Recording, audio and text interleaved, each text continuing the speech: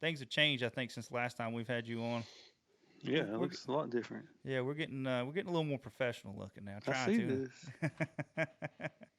So how you Wish I been? had some stuff. Wish I had some stuff to show you. All I got's a jig in my hand. Like my boat is not with me, so I don't have anything cool like to get out and show. Yeah. Where's your boat at? It's had a seal leaking on the motor. They're having to fix. Had to order a seal and fix that. So it's at the dealership. I got you. I got you. But you love that new Mercury, don't you? Yeah, I do. I mean, that's the only problem I've had. I mean, really with it. Uh, but hopefully that's not an issue. That it had a recall on those. Mine was actually checked. They said it was fine at the at the factory, but it's not. I go all over my motor. Oh But yeah. other than that, no, it's been good. It's been real good. Well, that's I know you're gonna have those issues as new motors come out, and you're gonna Yeah, find they things here got and two or there. three little recalls. Um, but I mean, but that's the only one that's on mine. Yeah. I mean, I was a big Yamaha fan. I like them all, but I run a Yamaha when I run my Skeeter. And the one thing I didn't like when they come out with the SHO was the amount of oil they were what they called making oil, and I know a lot of guys were having issues with that with gas and oil kind of mixing in that deal because the rings wasn't setting right. Um, but you get new motors, you're gonna have issues. But I know you love that boat. That was a beautiful boat you had, man. Oh yeah, I do. I just turn my phone sideways. Is that how you want it? Or do you want it a Yeah, different yeah, way? that looks a lot better. Okay. Looks a lot more gooder. Can you hear me? Do I need to turn anything up? No, no, you sound good. You Okay. sound perfect.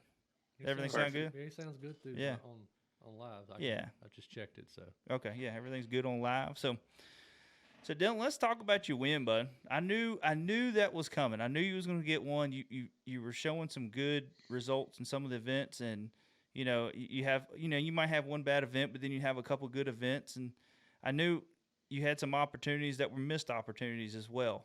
So and it happens with bass fishing and especially in the professional side of things, shoulda, woulda, coulda kind of deal, But talk about your win a little bit. Talk about your practice. How did your practice going into Lake of the Ozark event? Uh, Practice wasn't bad. I like that lake. I like that event. I fished. That's the third year in a row I've fished that exact event. They go the same week every year. 2 years ago, I finished fourth and only lost by like 2 pounds. So I had a pretty good idea of what I wanted to do when I got there. Last year, I didn't get a check, but I lost two really key fish that cost me from at least getting in the cut. Uh, the weights were just really tight there. So anyway, I had a good idea what I wanted to do. The first day I got there and it was rainy and I only got to fish like 3 or 4 hours. The first afternoon I got there, and the first bite I got was almost 6 pounder. Oh wow. Yeah, and so that was a good sign. I always say when you can catch a big one early in practice, it should clue you in a little bit. If you can catch or get a couple more bites doing that. Sometimes you just get a bite and it's just a pure fluke, but uh, and I actually think that one was, but it still gave me a lot of confidence going into the week. Um, the second day of practice, which would have been on Monday, I went to a different area than I normally go to and just try to find something different, uh, just and special. And I pretty much just wasted the day. I wish I had that day back. Um, I didn't hardly catch anything until the very last part of the day. I got back in the normal stretch of river that I like to fish, and I rolled over a school of fish on my Lowrance, and man, they were loaded on this point on this main lake. And I turned around and I caught one like my first cast on a crankbait. It was like a 2.5 pounder. I didn't ever throw back. I just knew it was, it had it in my back pocket. I didn't think I don't know if it was going to be special like for big ones or what, but I knew I could catch some off of it. And that's pretty much all I found the first day of practice. Um, Second day of practice, I caught what I do. I I checked that school of fish again, and they were just as good, if not better. So that made me feel good.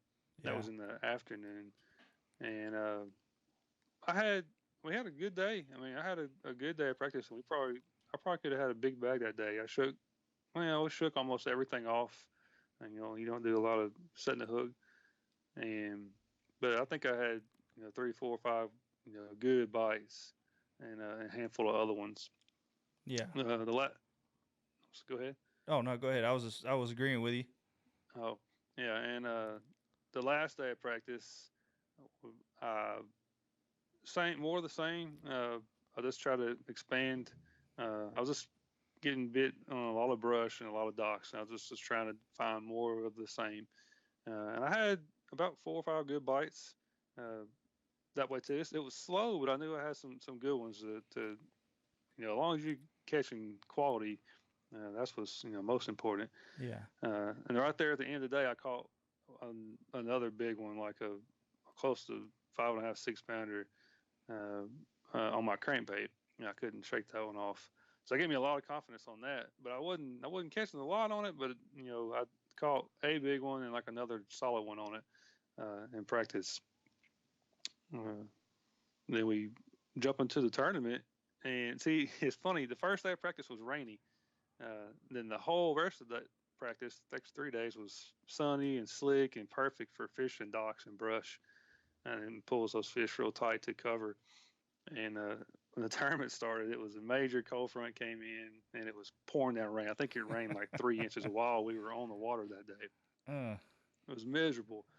And I tried to get the top water going again with the whopper plopper and the buzz bait. That's usually how I like to catch them up there, especially this time of year anywhere. I just couldn't get it going. I mean, I probably threw it for 4 hours that day, and I think I caught one fish on it. It was a keeper, but I caught it. Looking back, I wasted half my day, and I really think it was a big reason why it was my worst day in the tournament. I had 11 pounds and 12 ounces, I think, maybe 13 that day, and I was in 36th place. Now I needed a big bite. I just figured if I covered enough water with the top water, I would get it. I never got it. There was a couple guys that did catch them on it. I think Watson was catching them on it, and I think Casey Scanlon was catching them on it, and Deal was catching them on it. And a few guys were. I just couldn't get it going. So the second day, I knew I had to put it down. I knew I wasted way too much time with it. So I got real serious with my jig, and I kept it in my hand. Probably 9% of the day, and it wasn't a whole lot of bites. I think I caught 6 keepers the first day. I caught 6 keepers the second day. But the second day, I got 3 good bites. I caught one. I think it weighed 5.3 on the scales. I waited for a big bass, and I caught another one that was close to 5 and another one over 3 that day, and 2 more just solid 2.5 pounders, I think. Yeah. And I caught the second biggest one. Let me back it up. The first biggest one I caught, one over like 5.3. I shook it off in practice, and I thought I hooked it on accident. I wasn't real sure if I did or not. I had a hook on at the time. I cut it off after that, but it wouldn't ever let go. I knew it was a big fish, and it swam me under a dock and got tangled up, and ended up having to break the jig off. Well, I don't think the fish ever got hooked. In the first day of the tournament, I threw up there where I shook that fish off, and I got hung up the first cast. So I kind of messed it up. And I knew I messed it up bad because I thought that fish might still be there. Well, the second day, I grabbed just a Texas rig full-size Zoom brush hog and threw it in there. I knew I wouldn't get it hung up, just, being a Texas rig. And I hopped it about 2 times, and that fish bit, and I caught her. That's the only fish I caught on that bait, and about the only time I really threw that bait the whole week. If it was something I knew was some brush and it was really hangy, I would throw it every once in a while. But I don't think that was the only fish I caught on it. But it was my biggest one of the week. Yeah. And the second day, I caught that one that morning. Another 3-pounder that morning. I got my day going, and throughout the day, I kind of built up on it. It was real slow. There was one little pocket that I had 3 bites on in practice that none of them were really that great, I didn't think. But I just swung in there to try to see if I could get another bite, and I caught, I guess, about a 4-pounder in there that, I really I didn't shake off a 4-pounder in there, so that was unexpected.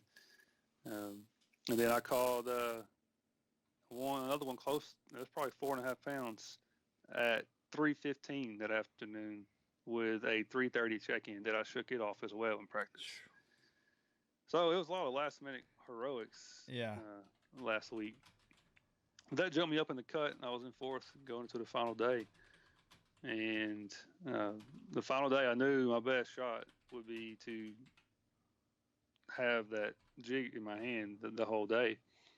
And I started out with a buzzbait for like 10 minutes just to see, and I was done with it really quick. I didn't get any bites on it. So I started throwing my jig around, and I caught my first fish with a 3-pounder. At like 8:30 in the morning, where I caught a 3.5-pounder the first day, and then I went to my cranking hole to spot the big schoolfish. So I did weigh one off that schoolfish the first day, but it was super windy. And then the rain came in. They kind of left. They weren't really there. But I did catch one off the final day, just a keeper. All it was a keeper. But it got me number 2. And then the third one was a little bank. There was some bait and stuff in there, and a lot of wind blowing in. I just picked up a chatterbait for just a minute, really just a feel thing. I hadn't thrown it all week, and caught my third keeper right there.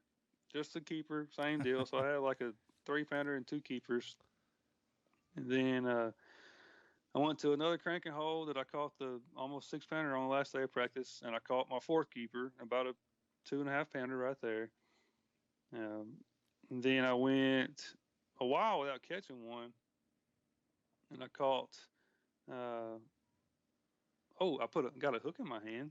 Ooh. During that time. That's Yeah, never fun. No. I had a little bitty, I guess they call them wave breaks over there, out in front of the docks, and there was some. Every once in a while, you would catch a keeper off on those wave breaks, and my co-angler caught one off of it, or he lost it like a 2.5-pounder the first day, and so I was going by. I was like, man, I need a keeper. So I had an A-rig on, and I threw it in there, and this fish hit my A-rig, and I caught it, and it didn't keep. When I was getting it unhooked, it jerked somehow, and I put I guess it was a 4/0 swim bait hook right through the palm of my hand. I've been hooked a lot of times in my life, but that was the biggest hook that went through it.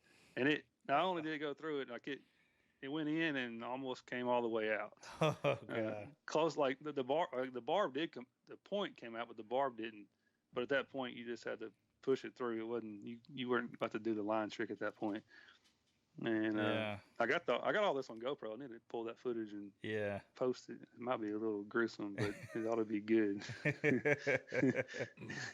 But we got that out. That took about 10 or 15 minutes.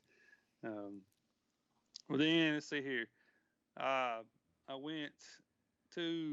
had about an hour and a half left, and I had a stretch of docks that I had caught 1 or 2 off of that week, including the second day, the last one I caught, which was like a 4.5-pounder that I wanted to hit.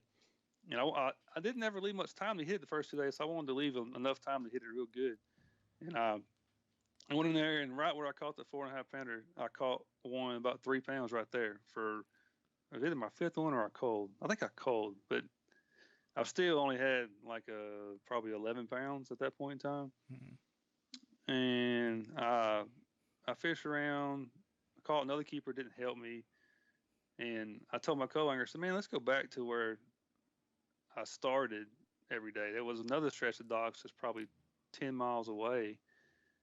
And I've been hitting them in the morning, but I never hit them in the afternoon.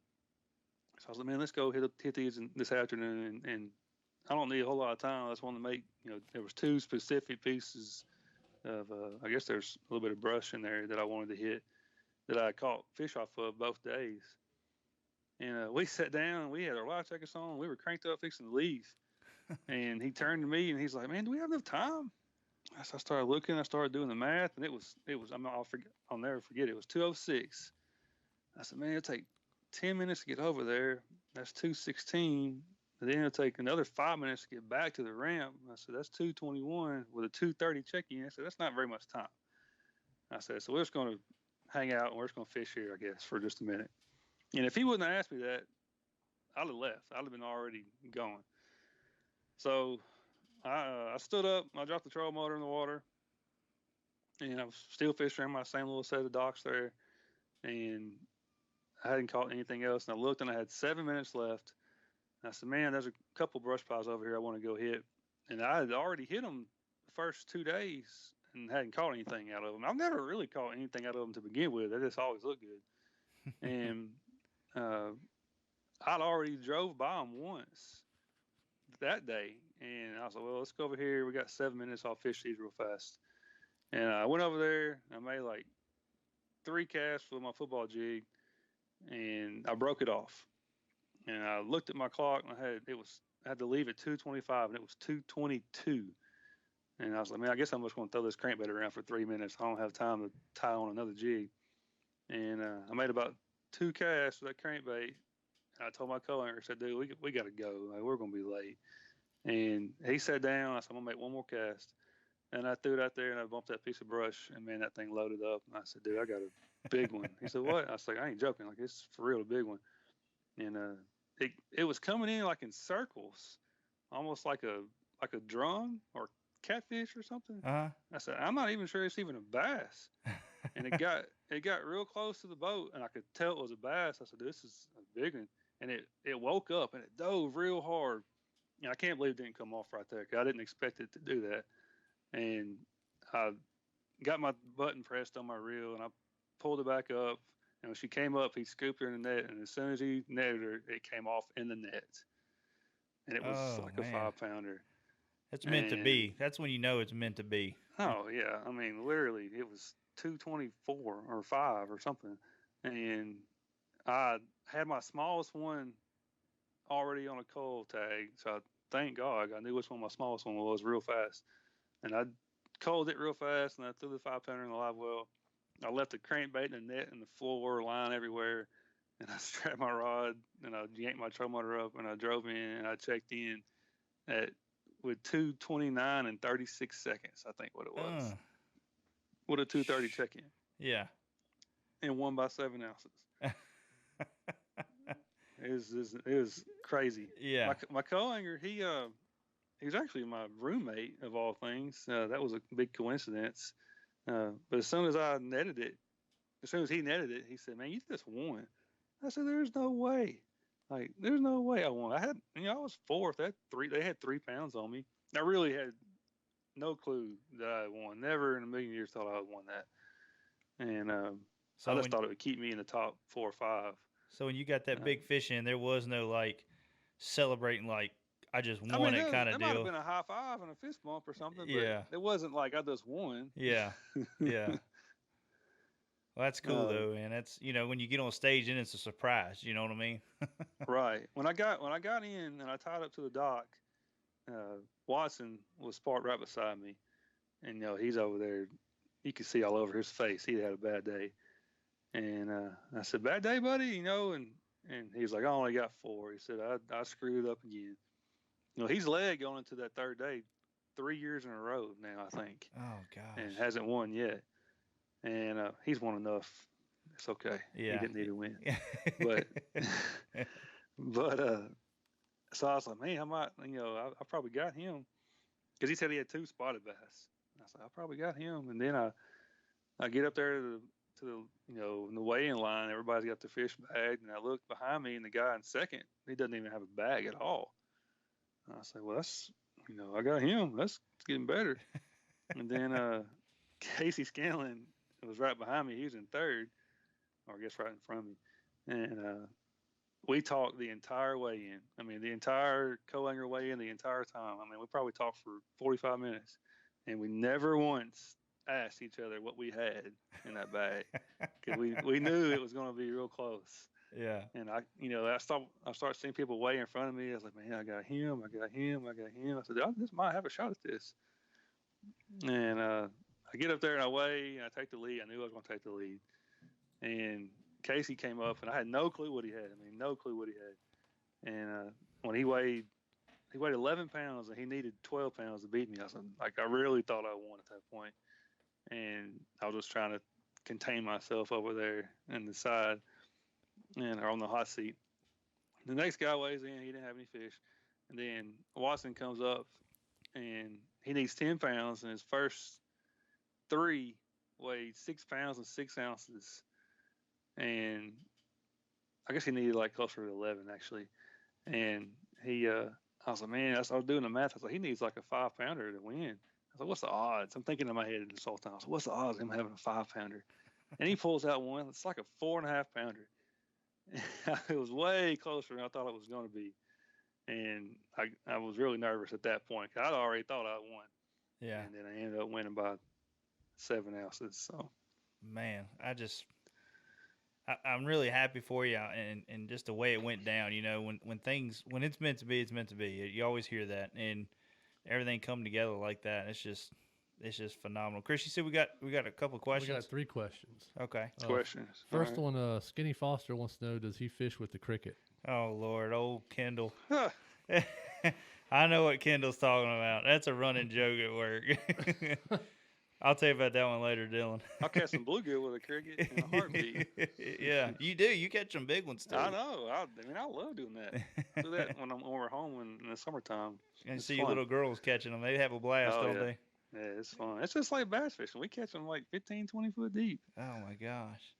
Yeah, if y'all get is it on your Dylan Hays fishing page or just on your regular personal page? You'll have pictures of some Most of your of that's big on ones. my fishing page. Yeah. Yeah, go to Dylan Hays Fishing on Facebook and Instagram as well, and check out. He's got some big perch, big bluegill. It's phenomenal how big they are and how deep y'all catch those fish. It's amazing, man. I've seen them spawn in 20 foot of water. Like that's nuts. I didn't know that until just a few years ago that they even did that.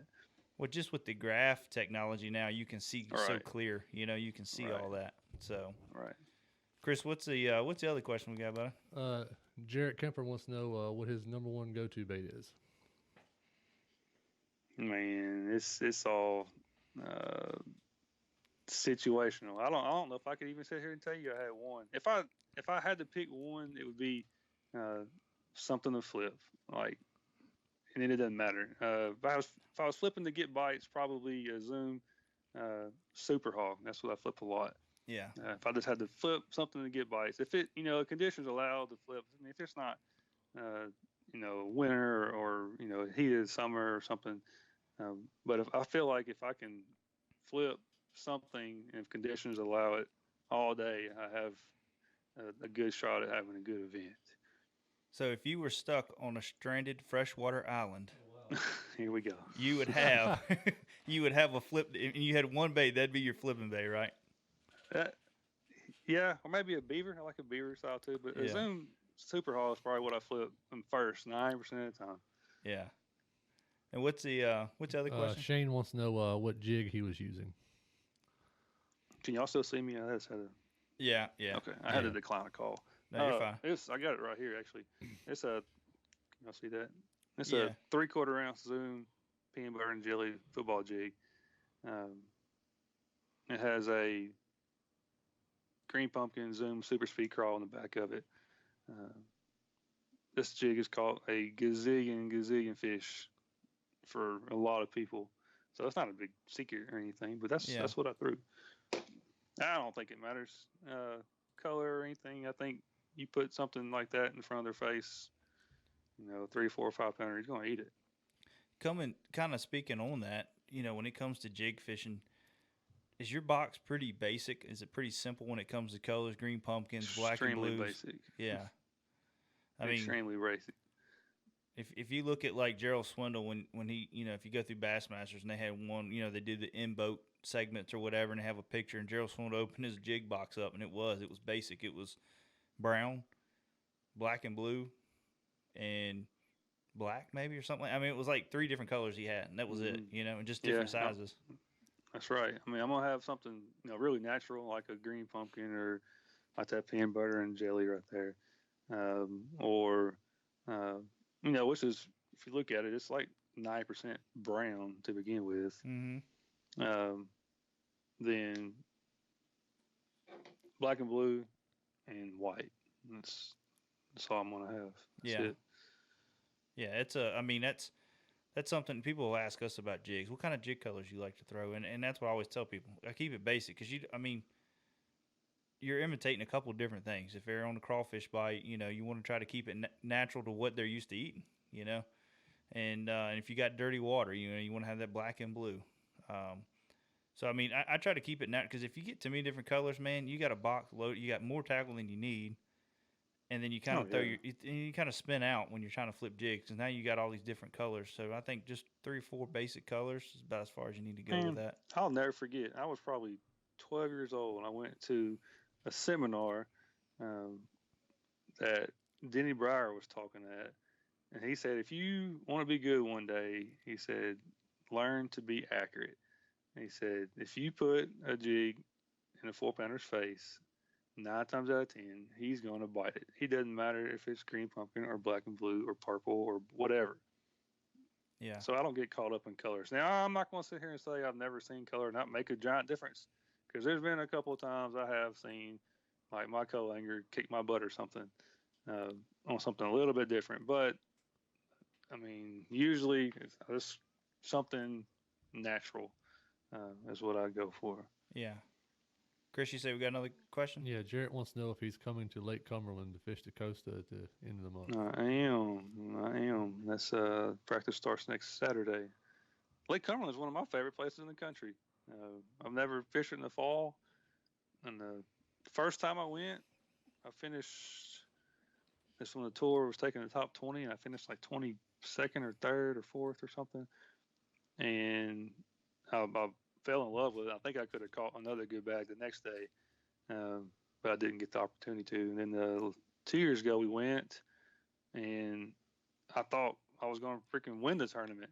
And I got on a bunch of smallmouth, and they left, and it hurt my feelings, and that was my worst finish of the year. But I still was very confident, and I'm comfortable, and I like it.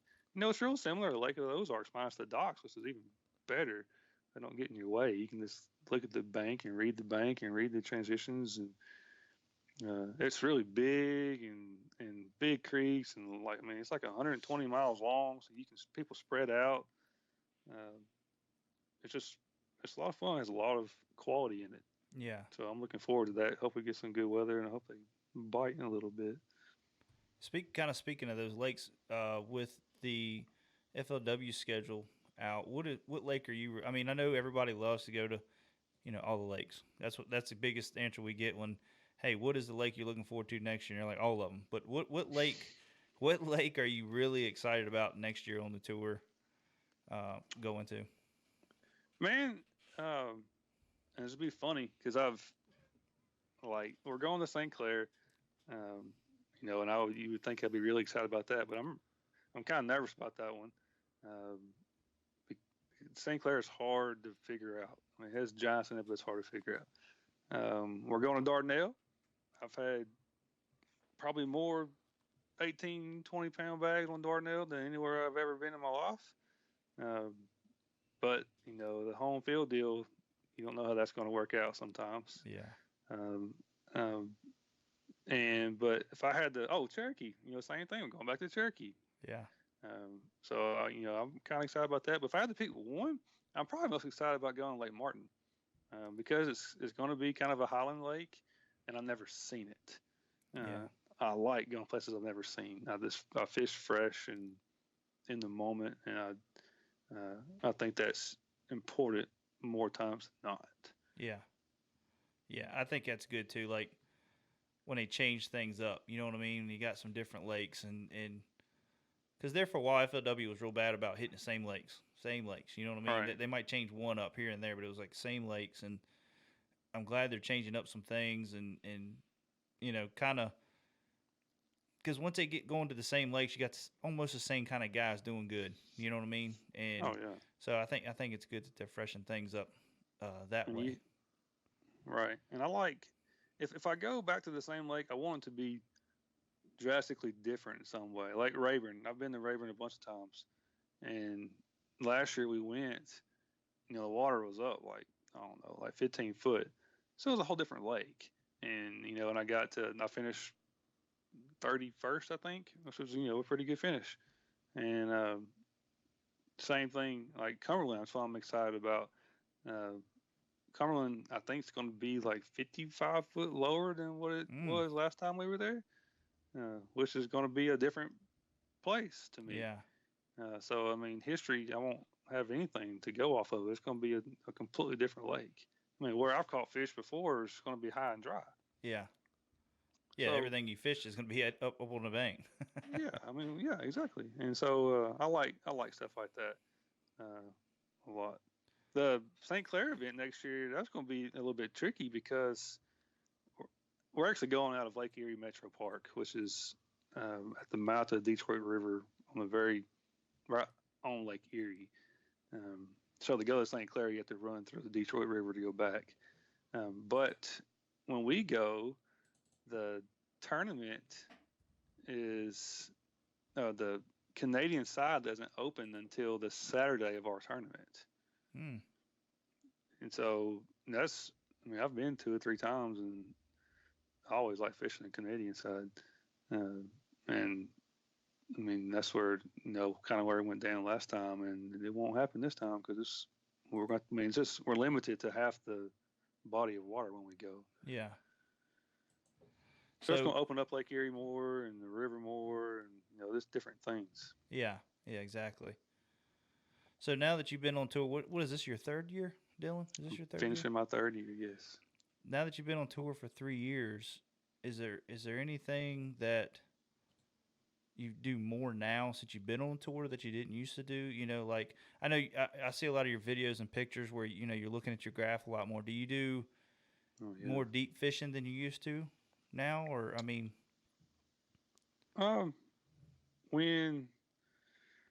When I used to say like fishing locally, I was more of a shallow water power guy, and I mean, I think it was last year.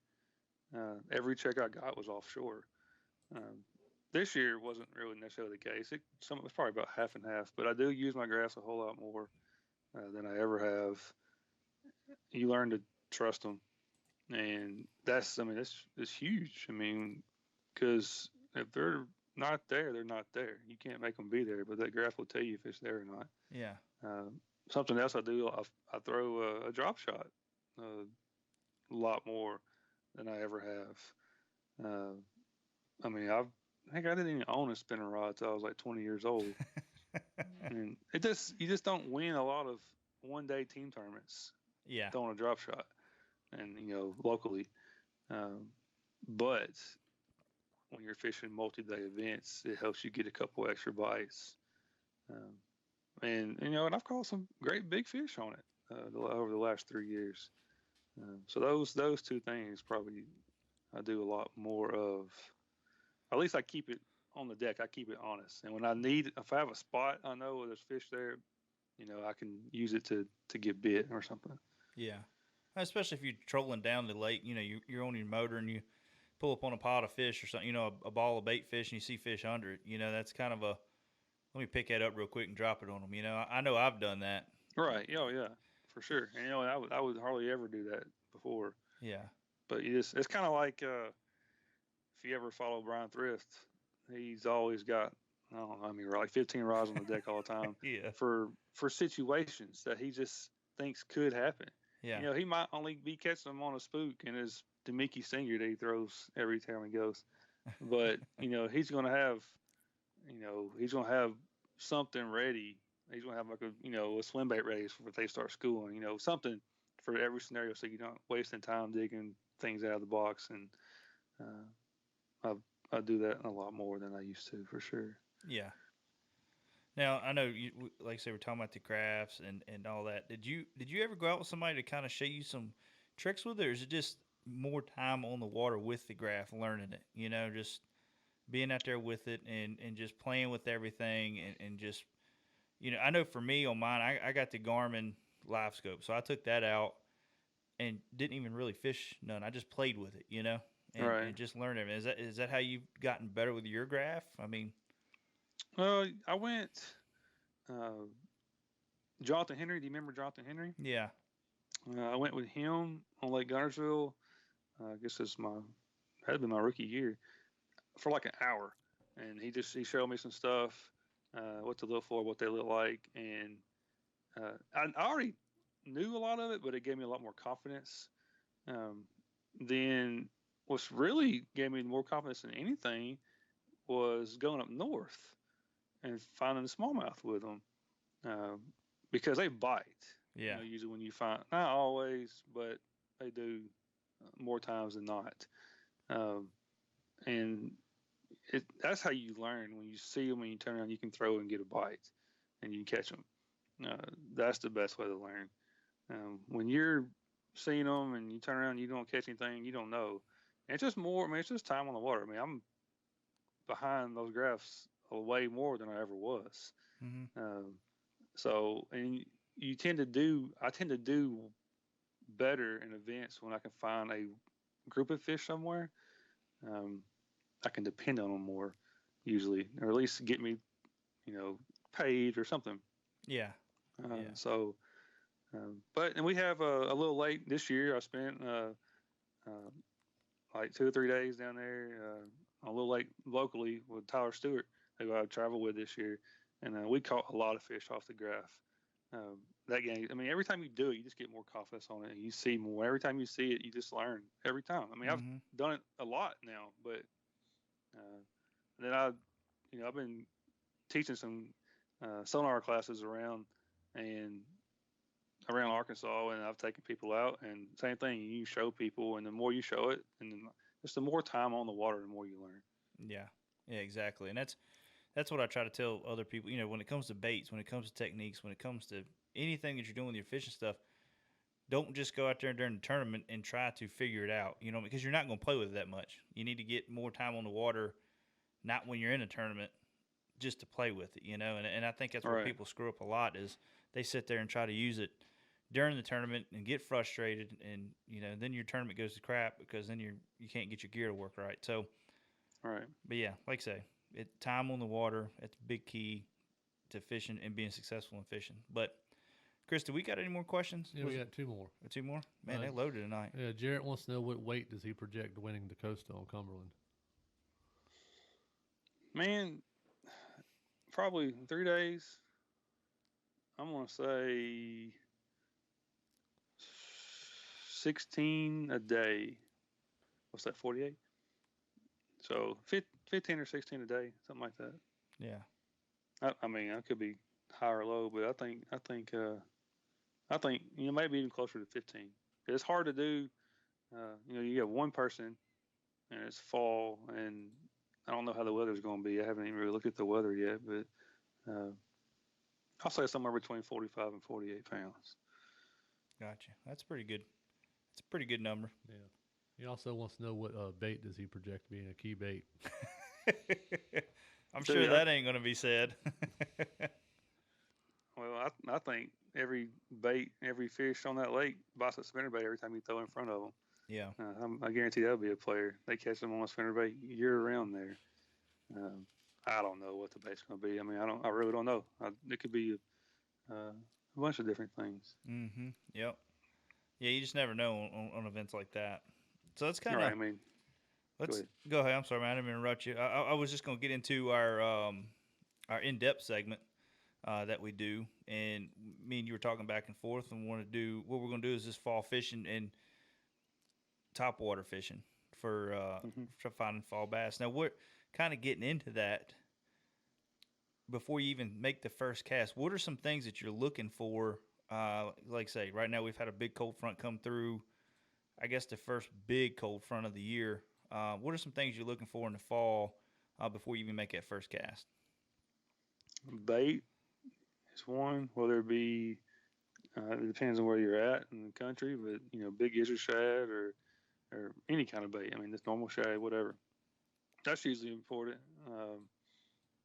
A lot of usually like chunkier rock stuff. Usually better if your lake has that. Yeah. Usually first part of the fall it'd be more main lake type things, and then as the fall progresses, I would go farther on back.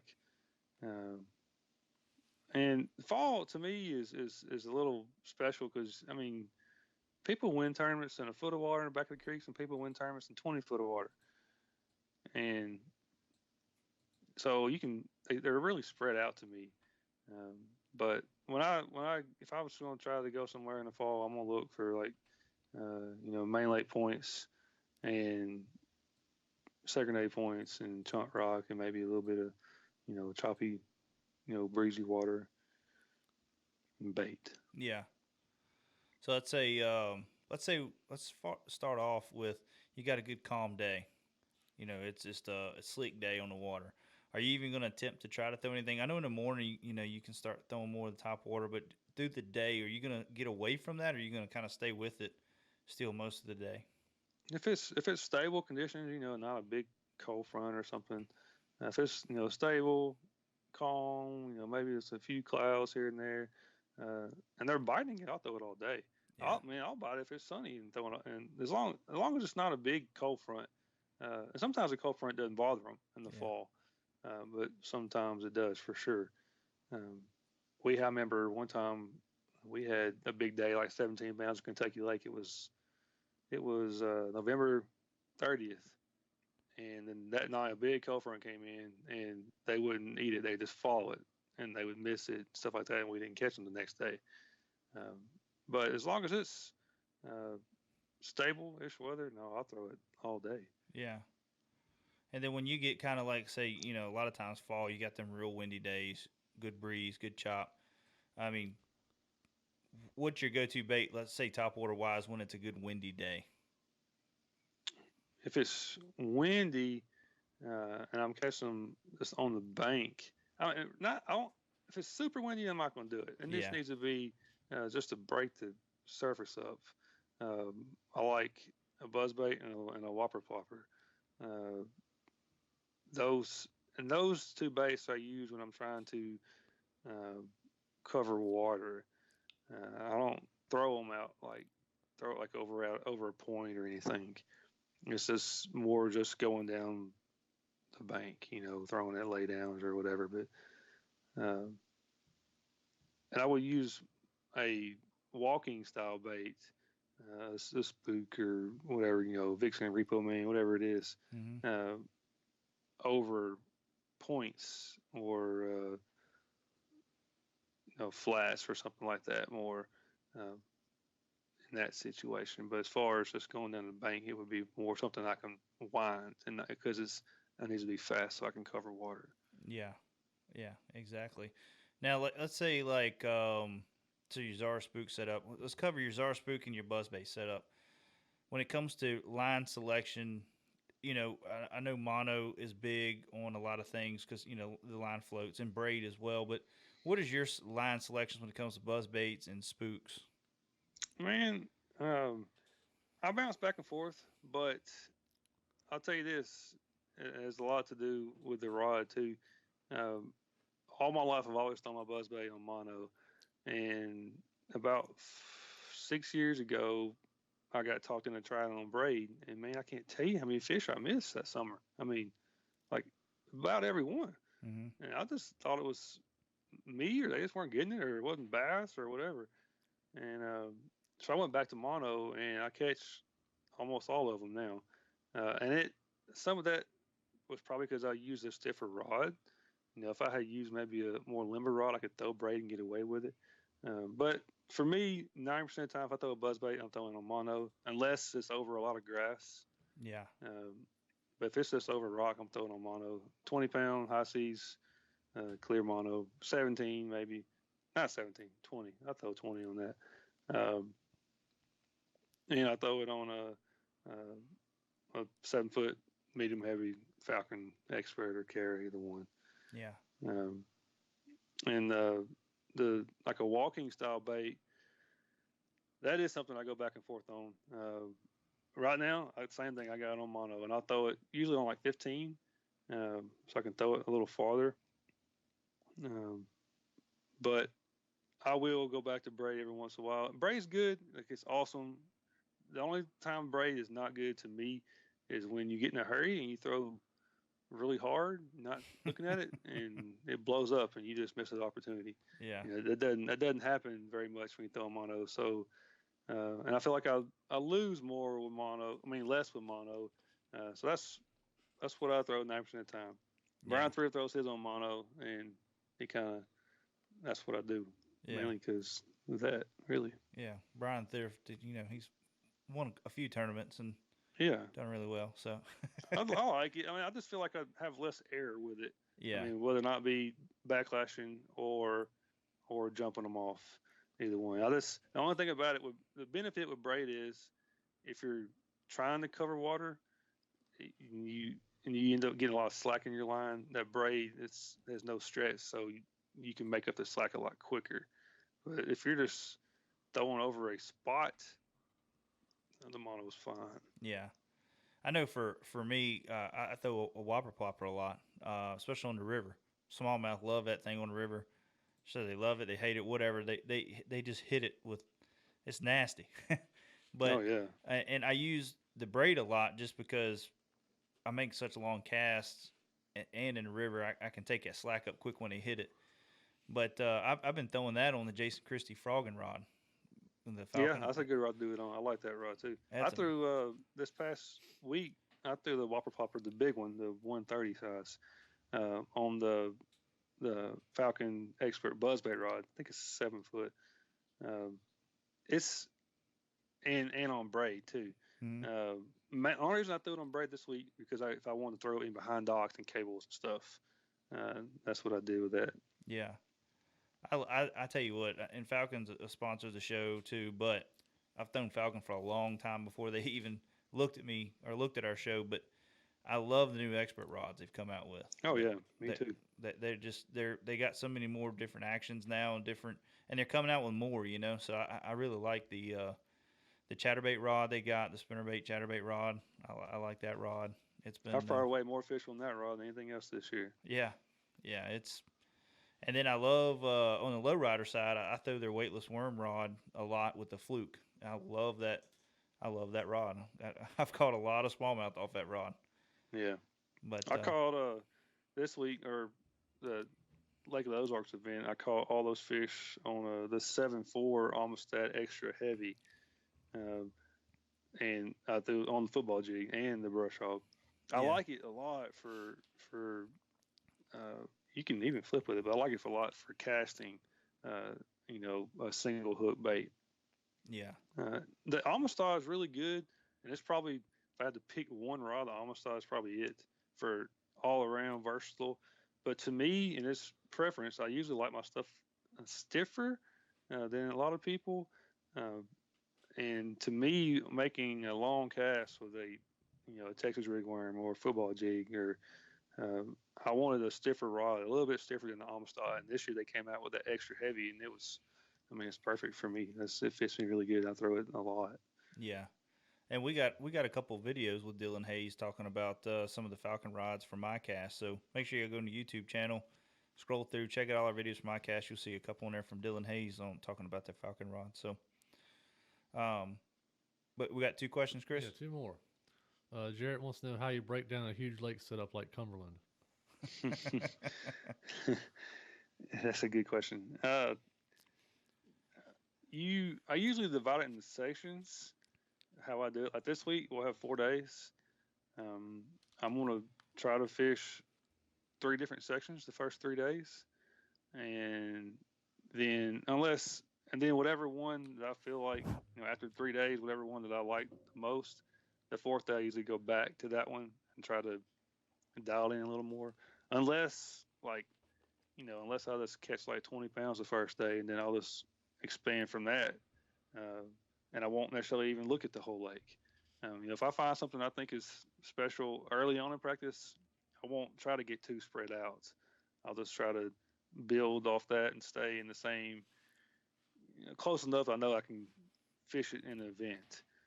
I wouldn't, if I caught 20 pounds the first day of practice, I wouldn't run 50 miles and practice there the next day. It's pointless. Yeah. But usually you just look at time of year, and I try to have a little bit of an idea of what I might do when I get there. And, weather plays, watercolor plays, and I break it down, off of that, and just try to do little sections at a time. Yeah. Chris, what's the other question? He also wants to know if he analyzes paper maps before hitting a lake. Usually not, hardly ever. I just go off my maps on my graph. I haven't seen a whole lot of paper maps that have better contours than what CMAP offers or Navionics offers. And I'll even use late maps on my phone sometimes if it's that much better than Navionics. And usually I'll just go off those. I haven't looked at a paper map in a long time.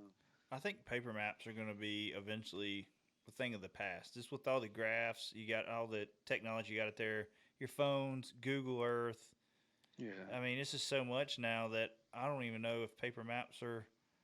I still got some. I still look at them every once in a while. I still got some, but it's just I haven't been anywhere, and I was like, man, I wish I had a paper map of this place. Yeah. It's not anywhere we go anyway. If it was somewhere small that's not mapped very well, that might be different. Yeah. But normally these places we go all have really good maps. Yeah. Yeah. Exactly. There was something else I wanted to say, and I just forgot. I had a brain fart there. But do we have any other questions there, No, Chris? that's Good it. right there. He just said, look at Terry Bolton's article last year. Terry Bolton's article talking about paper maps, probably. Probably, yeah. Oh. Yeah. I'll have to check that out. Hey, you can't argue anything he says. He's been doing it a long time. Yeah, exactly. Well, you got a lot of guys that, especially the older guys that's been in it for a long time. Old school guys. Yeah, old school guys that still go back. I mean, it worked for them, and they still go back and use that stuff. And there's several guys, Denny Broward, I've talked to at the classics before, and talking about the graphs nowadays. I mean, they're still learning them, but they're not they don't have like the technology like the younger generations got, grew up with and learning that stuff. So, I mean, there's a lot of younger people that don't know how to read maps. That's right. It is. I mean, not knocking the guys on here, but there is a lot of people on here that don't know how to understand the paper maps, I guess, and or the contours on your map on your GPS. I mean, it's something you have to learn. Yeah. Yeah. It's a lot of little things that you're looking for. So, but hey, before we go too much further, we was kind of getting back to the in-depth segment there.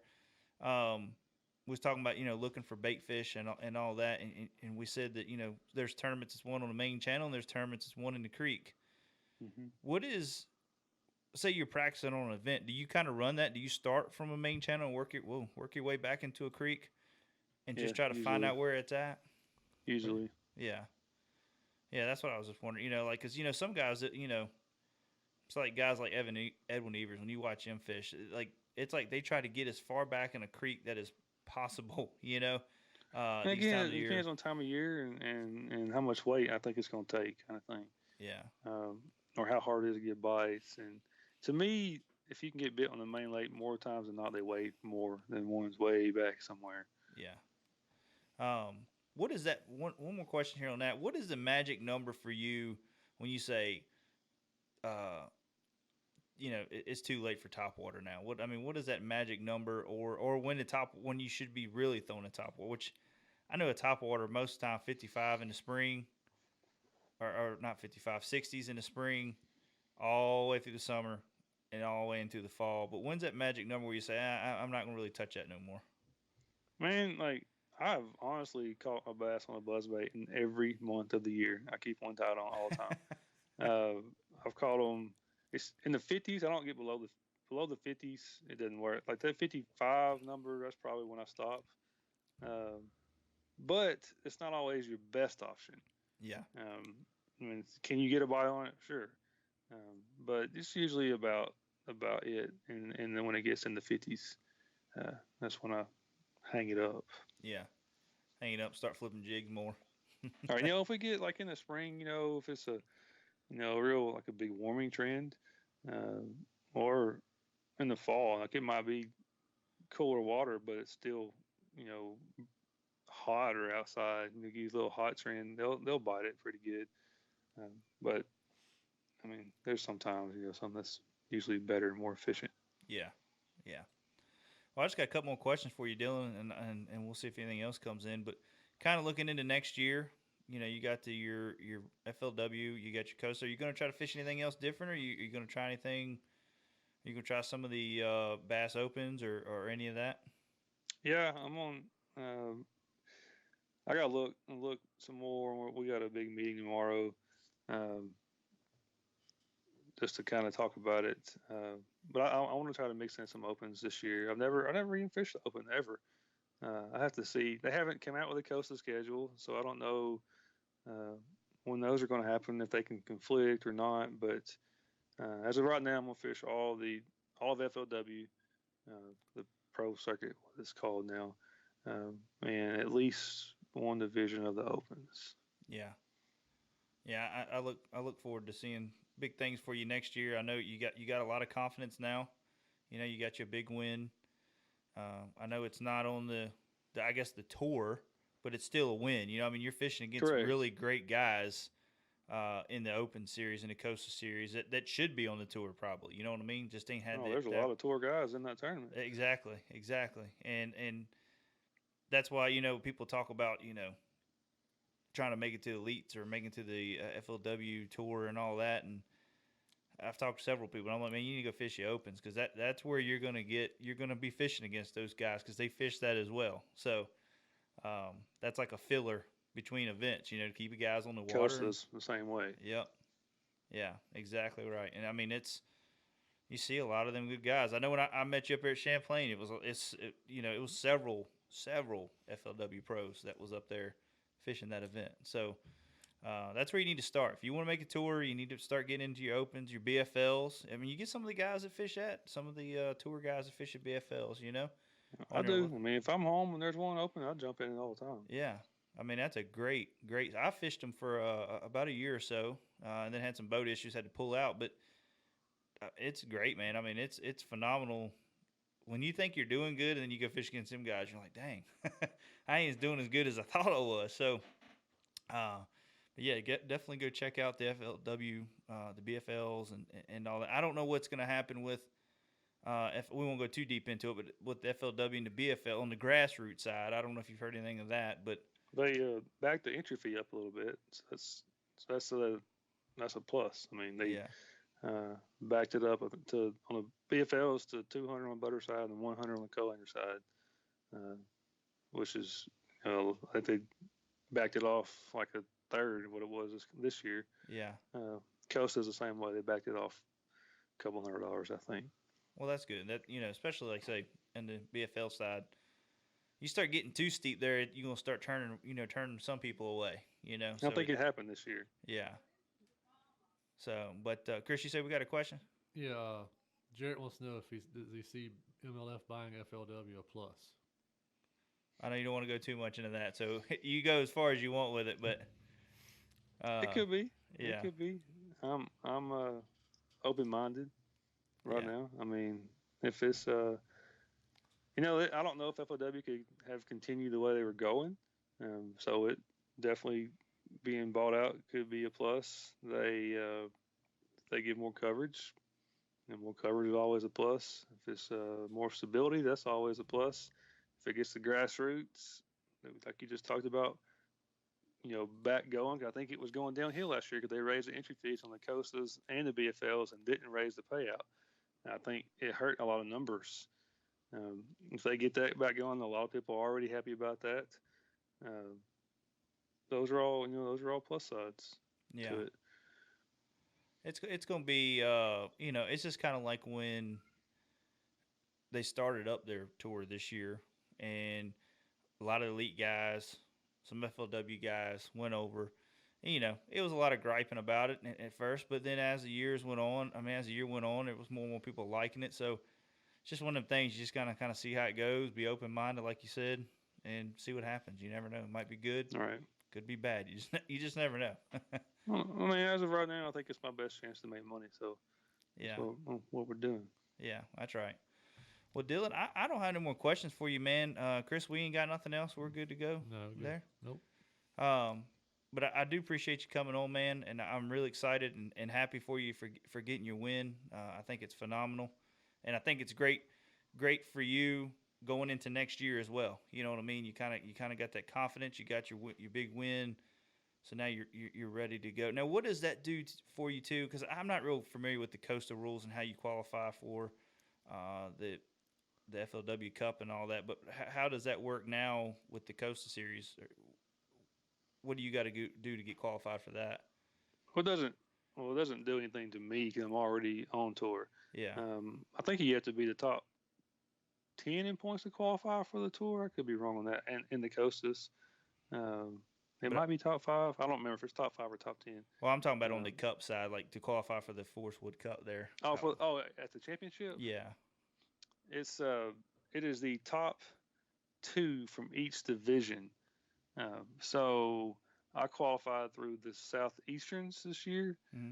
So as long as I could finish 15th in the championship, but as long as I'm either first or second in that division, then I'll get to go to the Cup. I got you. Now I don't know how that's going to work because there's actually not a Cup next year. Yeah. There's a AOY championship. That's what they called it. Mm-hmm. So I don't really know. I don't know if there's a Cup or not. I've heard people say there is, there isn't. There's still a lot of questions out there about it, but still, I'm just going to do the best I can. But yeah, it's the top 2 from each division. So there's 5 divisions, so there'll be 10 people that qualify. I got you. Well, good, man. Well, good luck with you, and I hope it works out for you. And hopefully more news will be coming out here soon on how everything's going to be working for you guys. And like I say, hopefully it makes it better for you guys. That way you make more money and keep going at it as a career there. So right, it's your livelihood. But Dylan, I appreciate it, man. I hope you have a great rest of your year. And I'll be looking at the stats for your next event coming up. So, but anyways, man, I appreciate you coming on, brother. Cool. Thank y'all for having me. Thank you, really Dylan. Appreciate it. Not a problem, man. You have a good night, man. Y'all too. All right. Wow. See you.